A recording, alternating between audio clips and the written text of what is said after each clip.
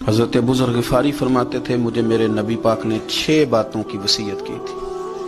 اپنے بچوں کو بتاتے تھے، دوستوں کو 6 باتوں کی حضور نے وصیت کی تھی. سب سے پہلے حضور نے فرمایا تھا ابو ذر مسکینوں سے محبت کرتے رہنا. دوسرا نبی پاک صلی اللہ علیہ وسلم نے فرمایا تھا جب بھی دیکھنا نیچے والوں کو دیکھنا، اوپر والوں کو نہ دیکھنا. مالداروں جاگیرداروں پہ توجہ نہ کرنا، ذہن خراب ہو، نیچے دیکھنا، غریبوں کی طرف توجہ رکھنا. تیسرے نمبر پر نبی پاک صلی اللہ علیہ وسلم نے فرمایا تھا ہر حال میں حق بات کہنا اگرچہ وہ کڑوی ہو. چوتھے نمبر پہ میرے محبوب نے فرمایا تھا اللہ کے معاملے میں کسی کی پرواہ نہ کرنا. کوئی کیا کہتا ہے کہتا رہے، تم رب کے رستے پہ چلتے رہنا، ملامت کی پرواہ نہ کرنا. اور 5ویں نمبر پر میرے نبی پاک نے مجھ سے کہا تھا اگر رشتہ دار تجھ سے تعلق توڑیں بھی نہ تو جوڑ کے رکھنا، صلہ رحمی نہ چھوڑنا.